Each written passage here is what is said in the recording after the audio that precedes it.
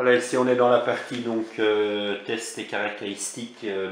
Concernant ici, donc on vient de voir en bref les caractéristiques du Bebop 2. Ici vous avez le Sky Controller 2. Donc en première impression quand j'ai ouvert mon pack, la sensation en main. Donc on a l'impression d'avoir une manette d'une console. Donc c'est vraiment, ça tient bien en main. Qu'est-ce que je peux dire? Donc en premier temps, pour le système de fixation pour soit sur une tablette ou smartphone ou peu importe, ou iPhone, je trouve que le système est bien pensé. Vous pouvez l'orienter en rien qu'en appuyant dessus jusqu'à 360 degrés. Donc c'est vraiment bien fait. Donc on peut disposer en vertical ou en horizontal. Et alors vous avez le système de fixation qui s'élargit en fonction de la dimension. Si vous avez un iPhone ou un smartphone ou une tablette ou un mini iPad ou un iPad, donc ça c'est vraiment bien pensé. Et alors également la petite ouverture pour passer votre câble. Vous avez ici, donc on regardera plus loin dans le dossier connectivité et réglage, le port USB qui est ici sous le Sky Controller 2, à quoi il sert et quelles sont les possibilités. Sinon dans l'ensemble, vous avez deux joysticks, un pour monter et descendre et un pour faire la rotation en 360 degrés, puis aller à gauche et à droite et avancer ou reculer.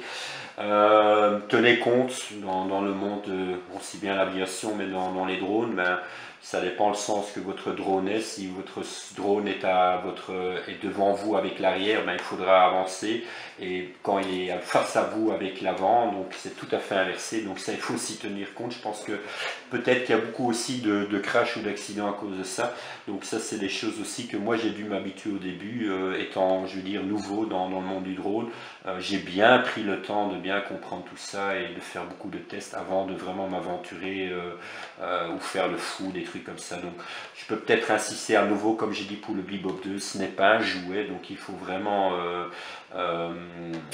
utiliser cela vraiment d'une manière 100% responsable. Je n'ai pas envie de créer un accident ou blesser quelqu'un, donc tenez compte que si un drone vous tombe sur la tête ou vous blessez quelqu'un avec une hélice, ça peut vous coûter très cher. Donc ce n'est pas un jouet, ne mettez pas ça dans les mains de n'importe qui. Si vous avez des enfants ou peu importe, restez toujours vigilant. Donc, et je répète, c'est comme le Bebop 2, c'est pareil pour le Sky Controller 2, ça reste une machine, c'est l'électronique, c'est jamais 100% fiable, il peut toujours arriver quelque chose, donc tenez compte, que ce soit pour le Wi-Fi ou électronique. Donc voilà.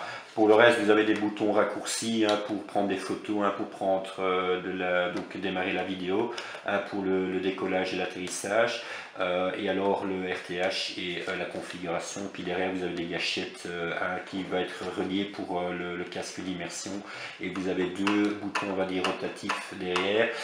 Il y en a un qui va être pour l'inclinaison de la caméra vers le haut, vers le bas, et l'autre c'est pour, si je ne me trompe pas, c'est pour l'exposition, donc la barre d'exposition. Donc c'est en fait pour ouvrir, pour avoir l'image. En fait, quand vous avez un retour d'image, vous pouvez éclaircir ou assombrir. Naturellement, ça a une influence sur l'ouverture de votre optique. Donc ça, c'est aussi un point très important que je vais vous montrer dans les réglages, dans les étapes suivantes du dossier.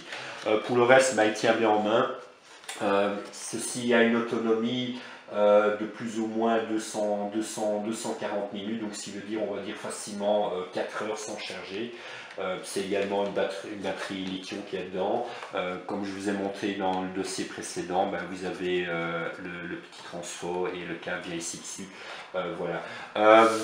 Le Sky Controller 2 comparé je pense au Sky Controller 1, l'antenne, naturellement la manette en lui-même est beaucoup moins imposante.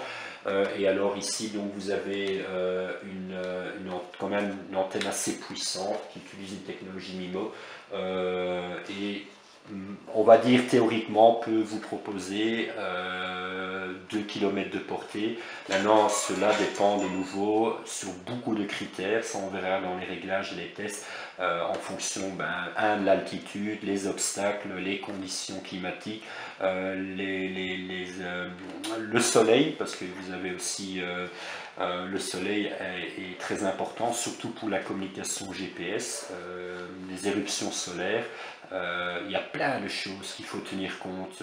Je répète de nouveau, j'insiste, ce n'est pas un jouet, c'est quelque chose quand même voilà, qu'il faut vraiment avec 100% de responsabilité, et ça reste toujours de l'électronique.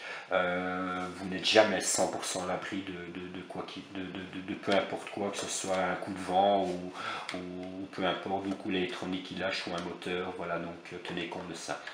Voilà, c'est à peu près les étapes. Je mettrai de nouveau pour la même chose que le Bebop 2, les caractéristiques brèves du Sky Controller 2. Mais sinon, pour le reste, le système est bien pensé, il tient bien en main.